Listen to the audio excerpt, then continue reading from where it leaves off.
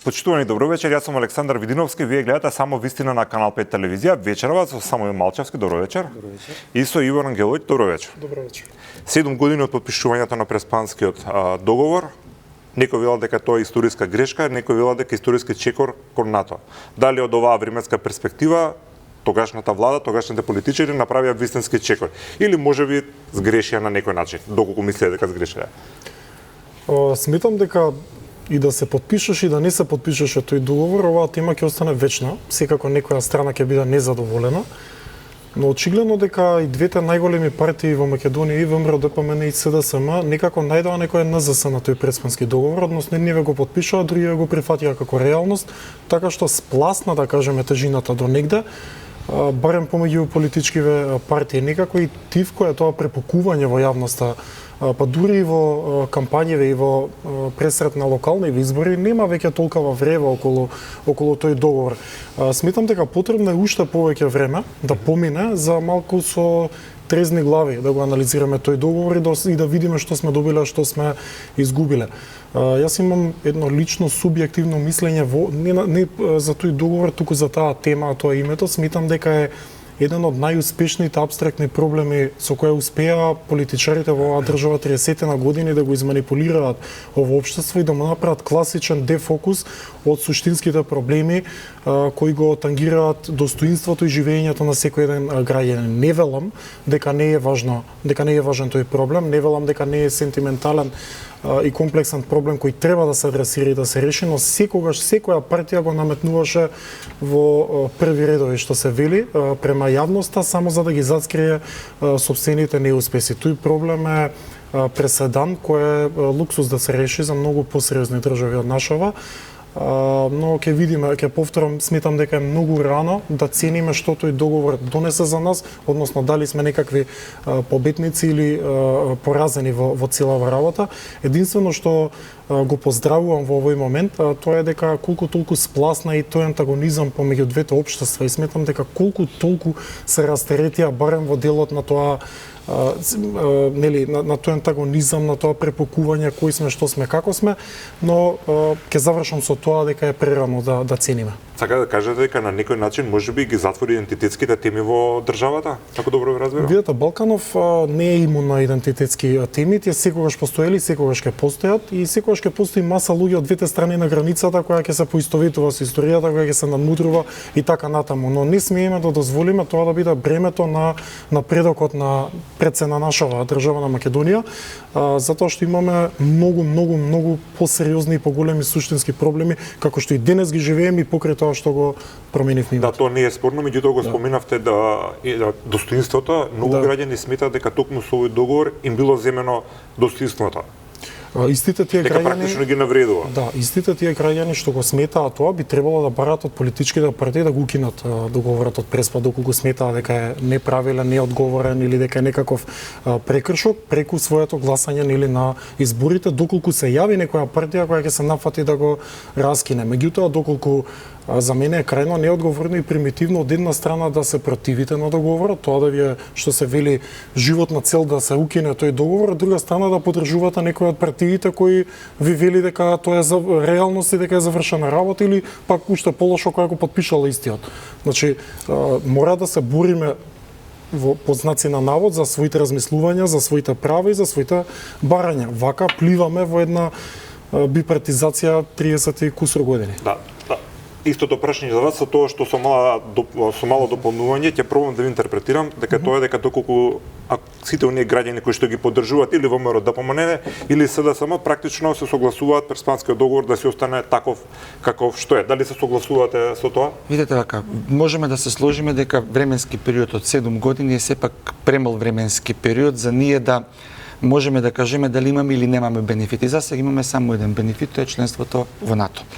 Поврзано со фамозниот Преспански договор, што самиот зародиш на проблемот 90-тите години, јасно беше дека тоа ќе заврши некако со некаков договор на зелена маса. Но во суштина во македонската јавност се уште преовладува мислењето дека ние како држава направивме преголеми отстапки во дадениот момент. Визави, знаете, некако не беше не беа двете страни несреќни, па мореа да потпишат, него ние бевме повеќе несреќни, моравме да го потпишеме исто тоа.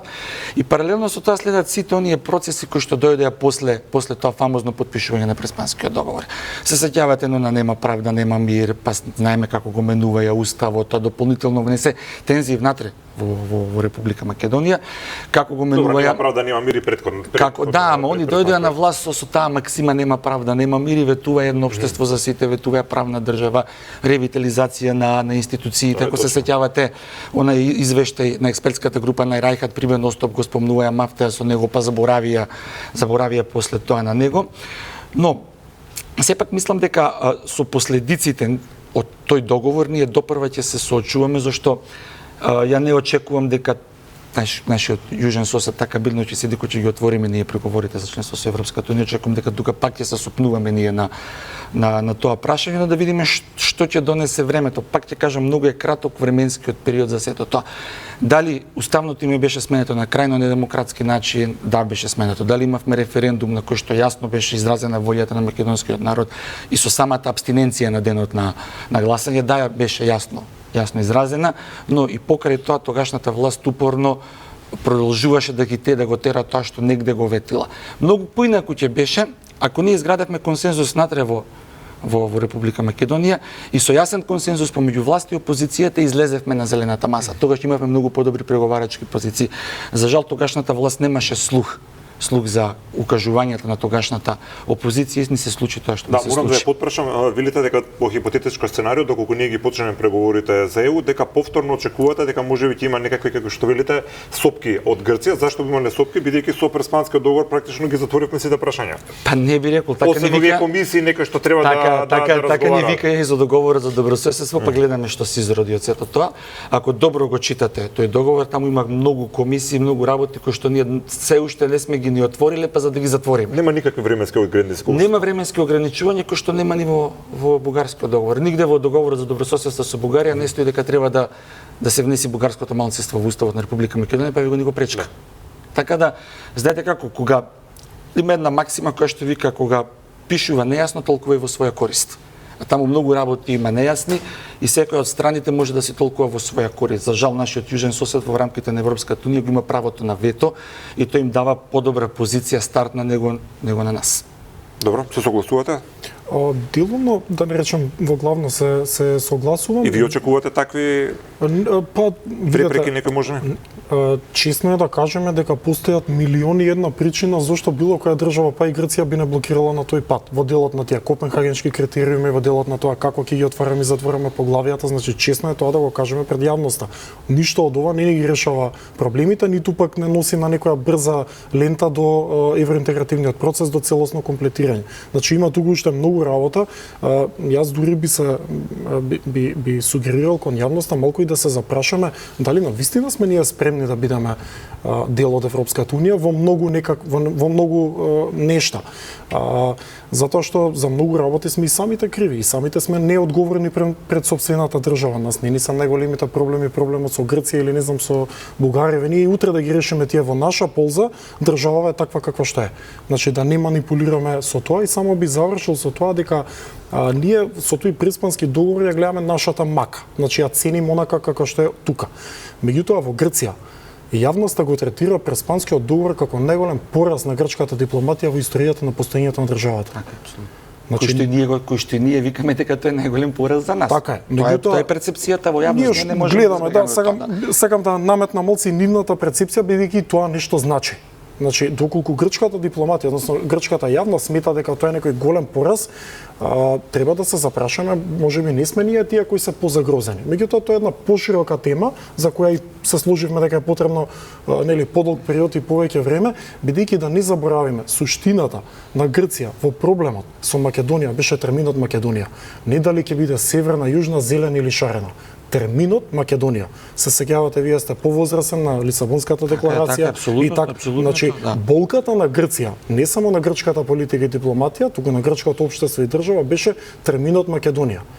Сега да не навлагам понатаму бидејќи ќе отиде во друг правец дискусија. И тука се замки внатре во самиот договор кој што едно е договорот од Преспа, друго е што значи да го изгубат терминот Македонија од грчка страна официјално и реголомнес. Е така. Што нека цени понатаму иднината, односно сегашна историја ќе видат тоа. Добро, дали имате чувство дека со промената на власта дека терминот северна во јавниот промет на зборови и изјави некако како да изгледа многу поретко се споменува и дали тоа можеби е причина граѓаните повеќе да не бидат толку многу сензибилизирани околу. Па видите, знаете, ако нешто цело време вас ви боди очи, некој упорно излегува и без никаква потреба, тоа 10 пати, 15 пати го фрла на маса, нормално е дека боди очи. Значи, тоа се, ајде да кажем, не се трауми, тоа се некои нема соодветен збор кој што можам да го кажам, а тоа се некои работи кои што стварно допреа во срцето на македонскиот народ. И вие кога упорно чепкате таму каде што не треба да чепкате, нормално дека ќе ви се случи тоа што се случи пред годината. Но она што успеа новата влада на ВМРО ДПМН да го направи, или новите функционери од ВМРО ДПМН, полека таа кован или таа додавка, придавка, како сакате кажете, да ја извели од јавна употреба, барем внатре во Република Македонија. Меѓународно, мислам дека да не бидам песимист, мислам дека тоа е трајно запишана приказни, не ќе можеме да ја коригираме, но барем за домашно потребо, на што сите ние го зборувавме години за дека за нас најдобро решение беше таа двојна формула, некако гледам дека полека се одомаќинува. Што ќе донесе ќе видиме. Многу долг временски период треба да пројде. Значи нас не чека сериозен пат, не смеме да ги заборавиме извештајот од билатералниот скрининг. Значи тоа не е нов документ кој што ќе треба да го имплементираме, но мислам дека во догледен временски период некако се релаксира, успеа владата да ја релаксира тензијата во општеството. Што тоа ќе донесе допрва, сепак е краток временскиот период, не можеме да зборуваме се уште. Добро. Се согласувам. Добре, ако се согласувате, а сега секогаш кога има голем потрес во околината на Европа, многу често се актуализира прашањето за тоа дека Европа треба да се обедини, тоа во реалноста би значило да земјите од Западен Балкан да бидат некаков дел од Европската Унија. Кога почна војната Украина пред 3 нешто години, тоа нели сите зборуваа, сите аналитичари и од ова студио, па и низ Европа, дека тоа ќе биде катализатор Европа побрзо повеќе да работи на процесот на проширување. Сега имаме нова војна која што е на зародиш, не знаеме како ќе се одвива, тоа е на Блискиот исток, односно помеѓу Иран и Сирија.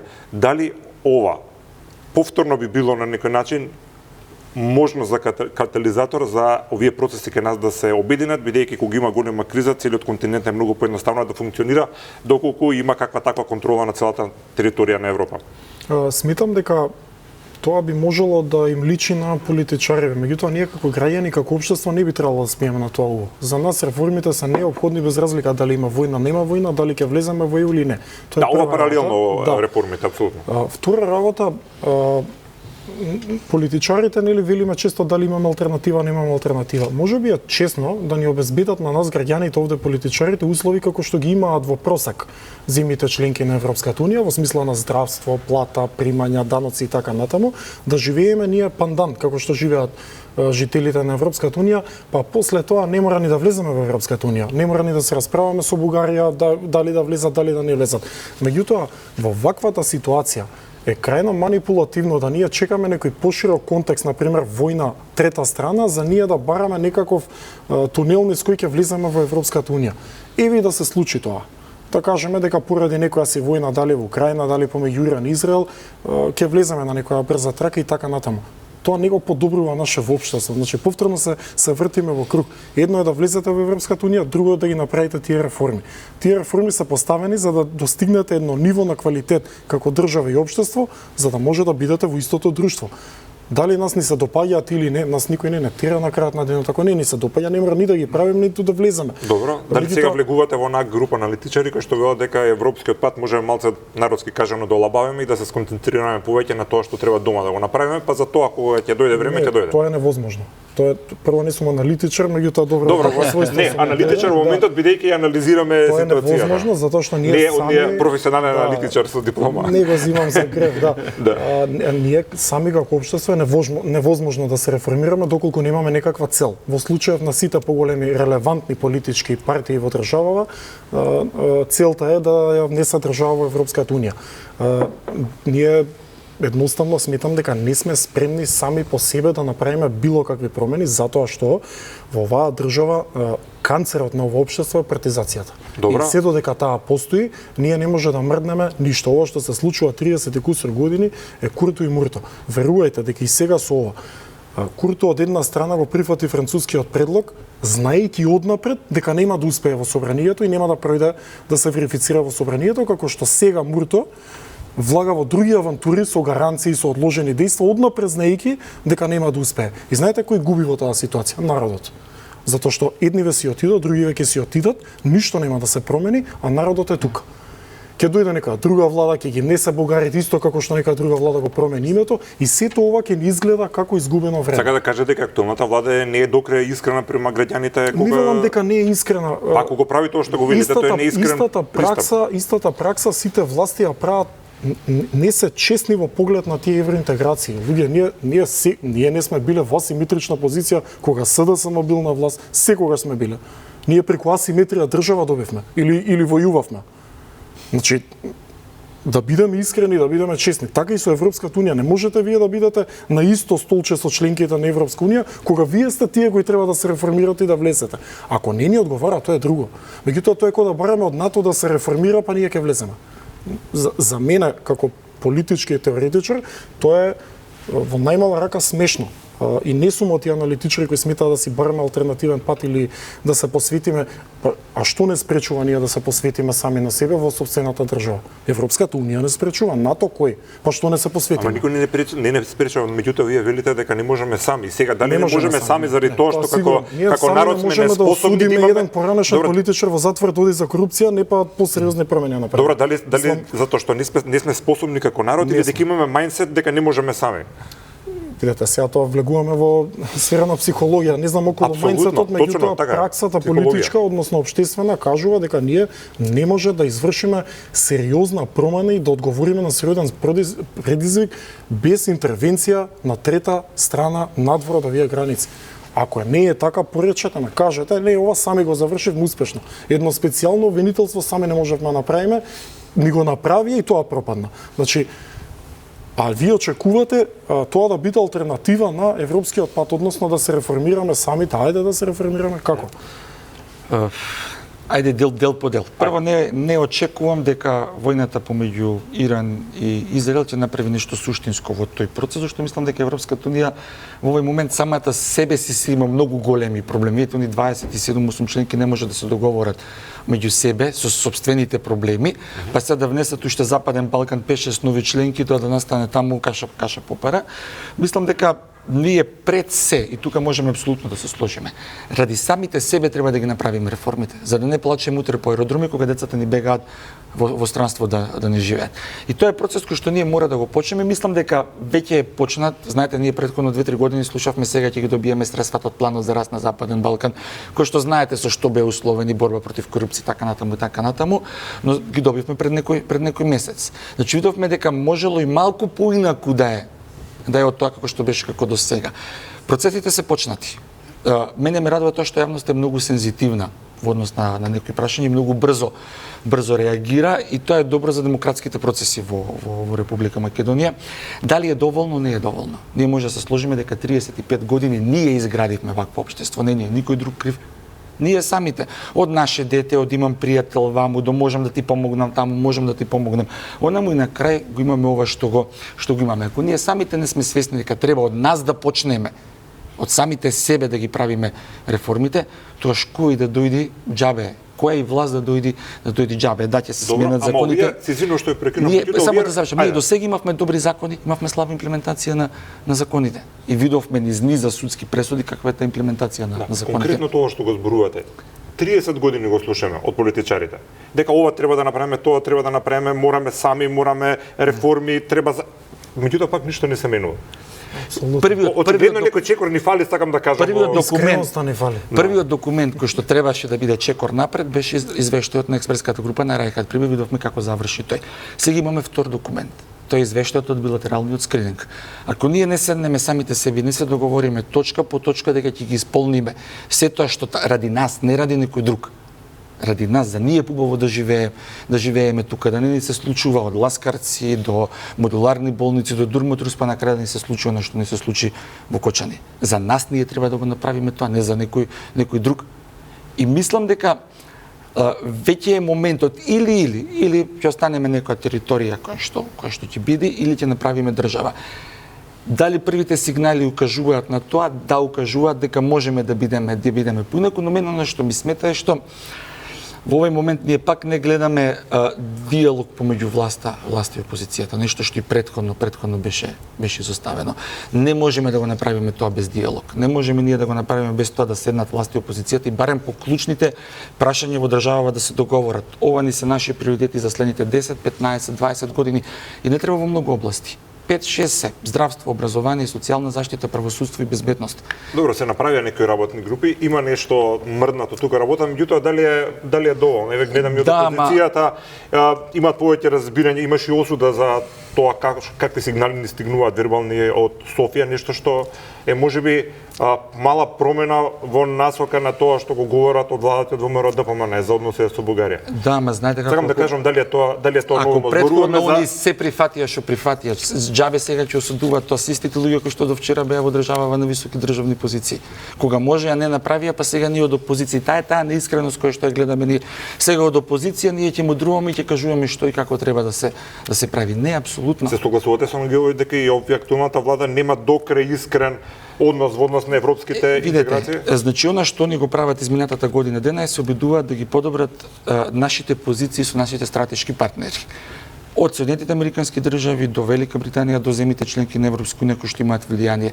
Нас што ни фалеше цело време? Нас цело време на маса ни фалеше некој кој што ќе се заложеше за нас. И ние кога ќе седнете вие на маса да преговарате, ако не може некој да се заложи за вас на таа зелена маса, по автоматизам вие испаѓате од зелената маса. Она што владата преку Министерството за надворешни работи и трговија, и како сега надворешни работи и надворешна трговија. И преку владата гледаме дека полека ние добиваме симпатии и од едно смешно билатерално прашање, веќе се наоѓаме во позиција да вчера Радев ни ретерира и вика, ама ние не ви ставивме вето. А јасно и гласно беше дека ни стави вето. Тоа се првите плодови на таа политика. Како ќе оди до крај?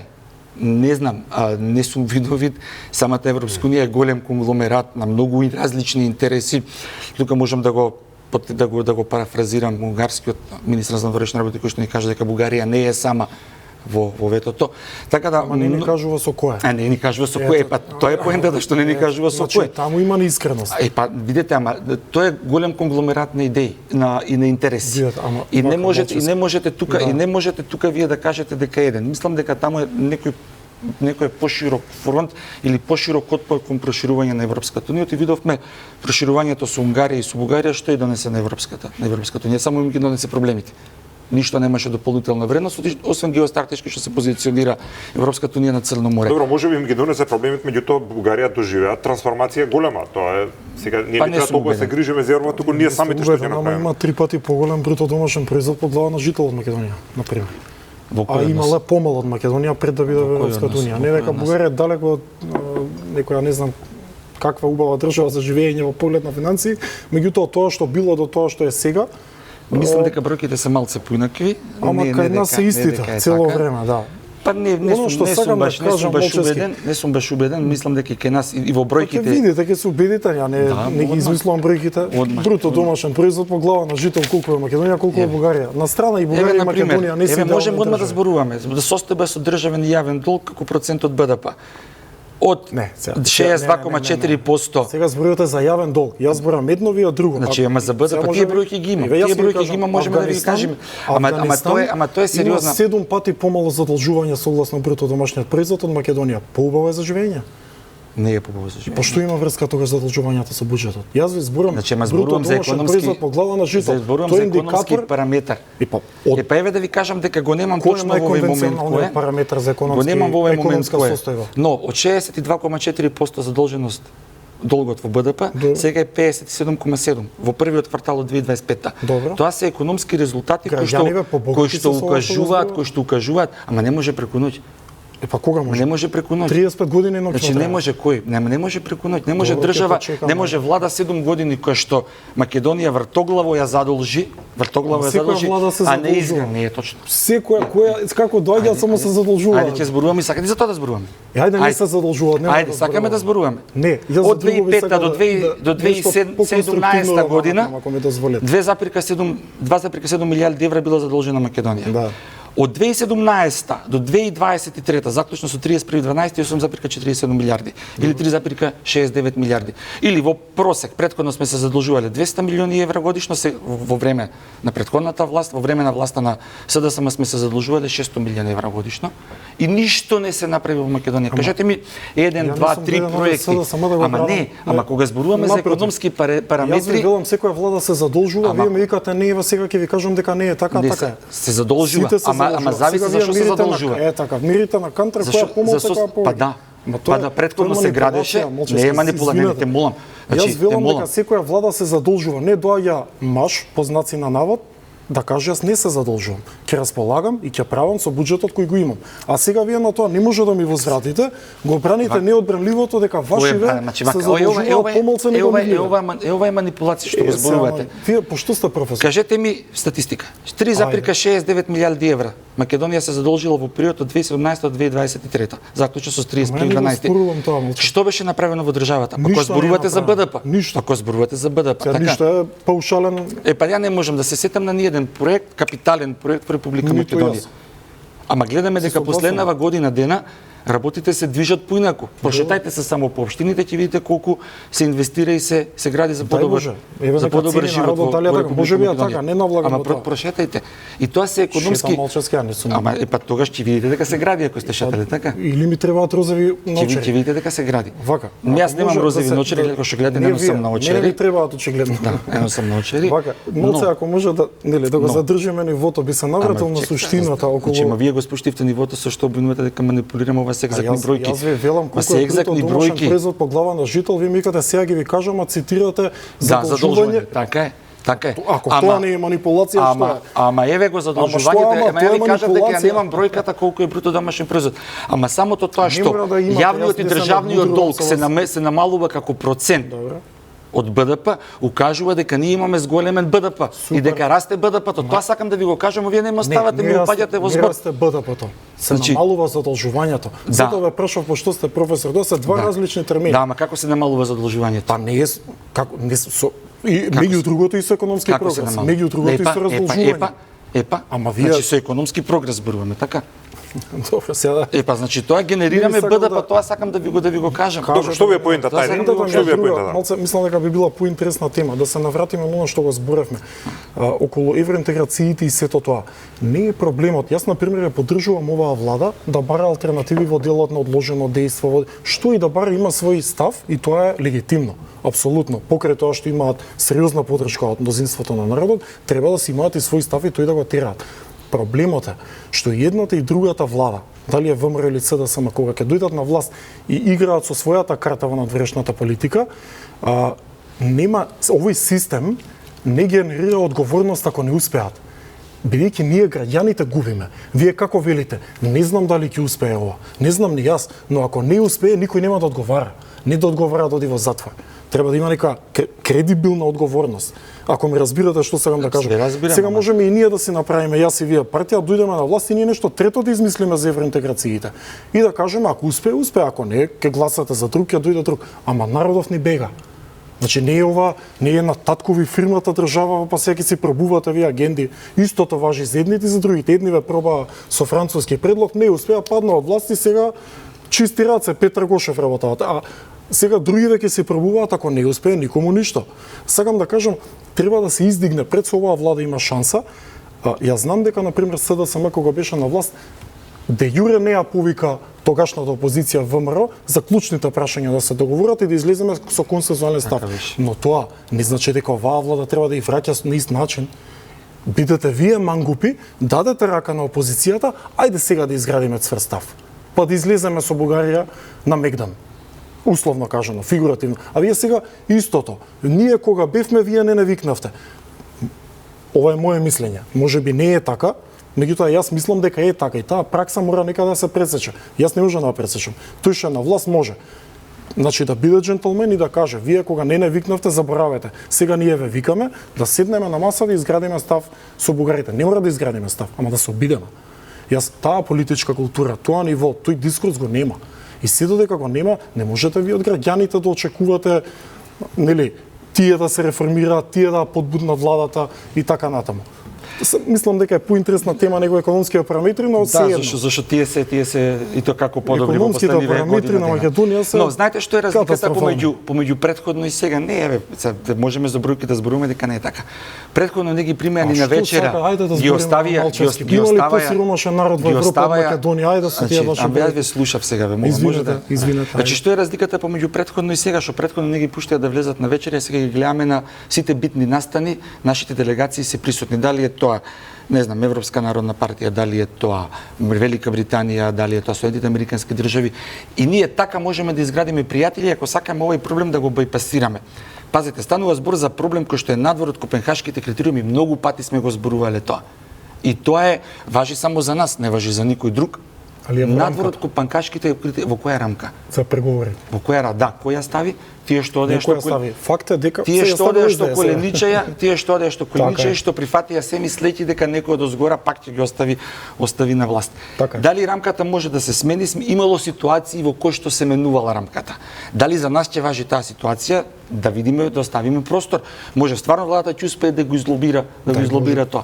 Може стварно, а гледаме дека до сега неколку пати им успева да го направат тоа, вклучувајќи ги онаа вчерашна фамозна изјава на Радев дека не ни ставиле вето. Тоа е сето производ на меѓународна дипломатија. Не му текнало на Радев вчера така да рече, извинете, ние не ви ставивме вето. Меѓутоа тој вели дека имало европски консензус за овие услови за Македонија. Па тука се навраќаме на изјавата на унгарскиот министар за надворешни работи, тука се враќаме на моментот во кој што кога се носел тој консензус, немало некој на зелена маса да се заложи за Република Македонија.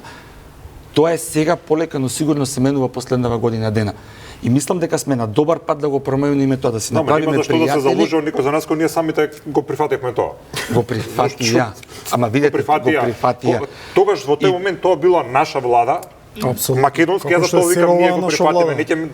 Сега ова влада е наша влада, моја влада. Таа беше тогаш наша и моја влада. Тоа велам нашите. Но и тогаш консензусот во јавност и јавното мислење и сите анкети беа спротивни на тоа што владата упорно сама си го правеше. Ако беше наша влада, или ако беше народна влада, ќе седнеш и ќе размислиш и ќе кажеш дај да видиме што викаат анкети, дај да направиме собствено истражување на јавно мислење, да видиме дали сме на добар пат или треба или не треба да го потпишеме. Точно, тоа се платија политичката сцена. Се платија политичката сцена и ќе останат мислам уште толку време на маргините на македонска политичка сцена. Добро, се бара европска креативност, дали е таа можна, бидејќи видовме дека Европската унија може да биде креативна кога сака. Имало други примери, сега да не ги повторуваме со кафињата. Дали може повторно такво нешто да види, дали е тоа картата на која што треба сега да притискаме, бидејќи претседателката Сјановска рече дека очекува креативност од Европа, бидејќи ни покажа дека може да бидат креативни. Видете, све се овие демагоги и предлози интересни за јавност и сето тоа, меѓутоа тешко на оној кој се крсти во креативноста на Европската унија. Ние од страна на Европската унија не може да бараме љубов. Тие нас не сакаат како пријатели, што вели соговорникот да создадеме, имат чист интерес.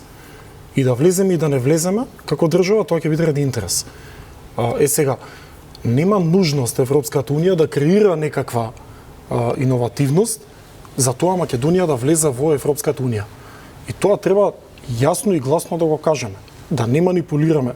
Само некои кривини фаќаме, па ќе се реформирал начинот на гласање, ќе можеле мнозински модел ќе се уведел, меѓутоа во ниту еден документ, во ниту една иницијатива, тоа не се однесува на проширувањето на Европската унија. И да има таква реформа, никаде не го вели тоа. Нема ни најава, нема ни драв документ за такво нешто. Втора работа. Сигурен сте во ова? Па добро, сега нема. Сигурен сум еве. Добро. Сигурен сум, ја не сум ги прочитал сите документи и верзии на Европската унија, меѓутоа нема таква најава. Втора не по хронологија, можеби и најважно, е дека Европската унија нема донесена политичка одлука за проширување. Заврши приказната. 2030, 2050, 2070, се додека не се донесе одлука за проширување, политичка формална, нема ни процес. Ова е све де факто. Добро, видите дека не сме доволно интересни за Европската унија, тогаш не лажат челниците на Европската унија кои ќе дојдат во Скопје, кои што велат дека проширувањето на Европската унија со земјите од Западен Балкан за нив претставува највисоко стратешко, па дури безбедносно прашање. Нешто во кое што се подготвени да инвестираат и пари и време. И па сега има една наука, се вика дипломатија. Јас не знам Александар што да ви кажа, дека не мразат и не ќе да влеземе. Значи што да ви кажат кога ќе дојдат? Мора некаква надеж да ви пуштат. Толку многу не сакаат, толку многу сакаат да не пуштат, што и име, и сменија, и презиме, и јазик и све да едве чекаат да влеземе. Ја мислам не спијат дома. Значи тоа е дипломатија, мора да ви дадат надеж, оптимизам и така натаму. И пак ќе кажам, значи во моментот кога ќе решат да влеземе, дали сме ги исполниле критериумите или не сме ги исполниле, како што некој влезе без да ги исполни, влагаат интерес. Не викам јас сега ние да одиме на таа карта, да чекаме некаков контекст, било војна во Украина, било војна во Израел и во Иран, па сега ние да влеземе. Меѓутоа треба да бидеме внимателни. Треба да бидеме внимателни. Да не се крши, да не се сече тој евроинтегративен процес, бидејќи па може бумерангот да ни се врати, така може да се вратат санкции, изолација, значи не треба да глумиме најпаметни, бидејќи ние сме држава која не е фактор на светската политичка сцена и мора во контекст да ја водиме државата, во некакви сојузништва, во некакви контексти, значи не би можеле сами по себе. Ја слушам нешто во јавноста, па неутрални, па да бидеме и совесно, ние неутралност за да имате, мора некој да гарантира таа неутралност.